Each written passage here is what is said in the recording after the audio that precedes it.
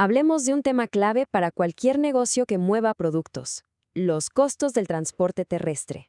Pero a ver, no nos vamos a quedar en la típica discusión de si una tarifa es cara o barata. Hoy vamos a ir mucho más allá. Vamos a descubrir cómo se puede transformar la logística que muchos ven como un simple centro de costos en una verdadera palanca financiera. Y todo empieza por entender de verdad de qué se componen esos costos. Miren, este es el camino que vamos a seguir. Primero vamos a señalar un error muy, pero muy común en el sector.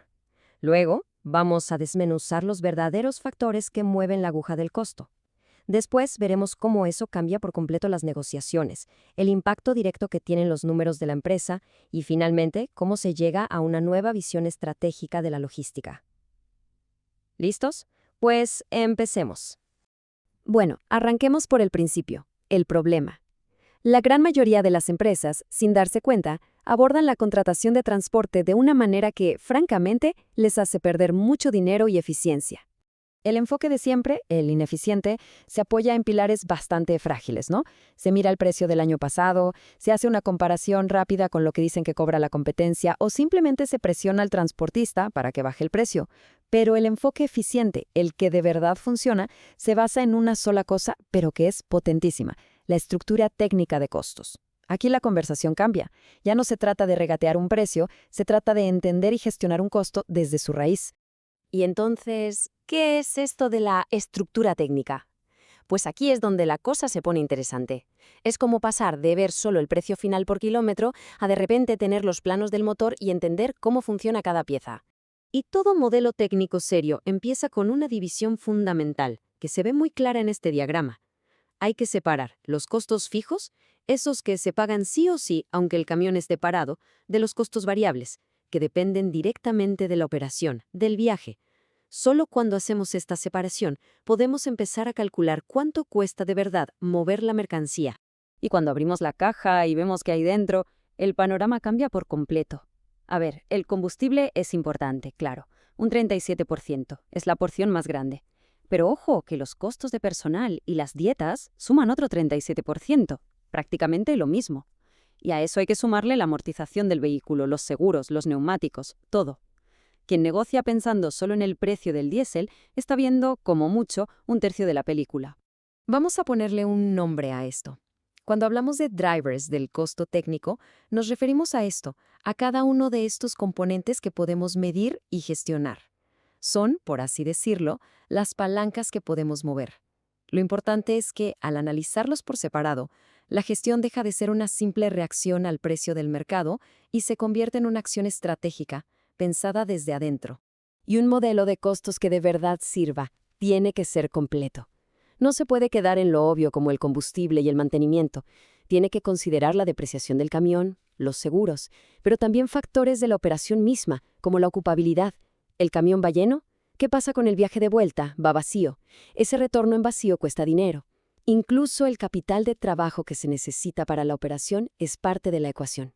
Y aquí tenemos un factor que a menudo se nos olvida, pero que es absolutamente crucial. No tiene nada que ver hacer una ruta por un terreno llano que por una zona de montaña.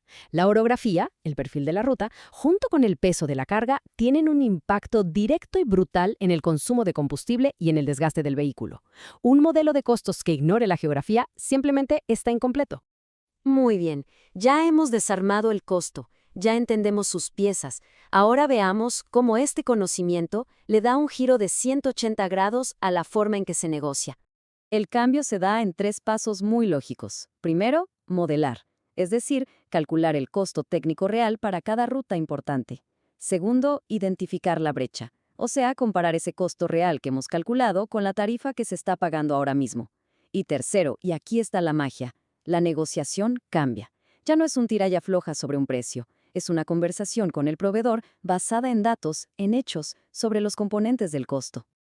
El poder que tiene este análisis de la brecha es enorme. No solo nos dice cuánto dinero se puede ahorrar, que ya es mucho, sino que saca a la luz ineficiencias en la operación que se pueden corregir.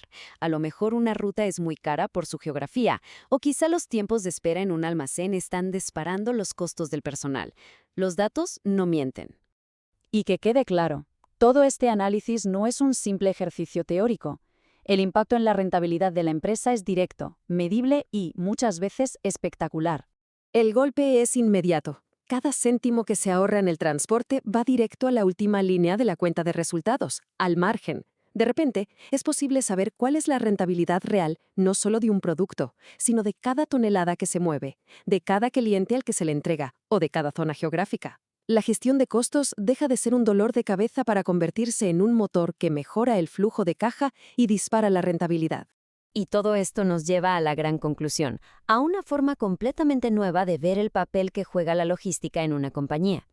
Esta frase lo resume todo. La logística ya no es ese gasto inevitable que hay que intentar reducir como sea. Se transforma en una palanca financiera, una herramienta estratégica que, utilizando datos y análisis, puede generar una ventaja competitiva real y sostenible en el tiempo. Así que la pregunta que queda en el aire para reflexionar es esta. ¿La logística de una empresa está funcionando como un gasto que hay que soportar o como una ventaja financiera que aún no se ha explotado?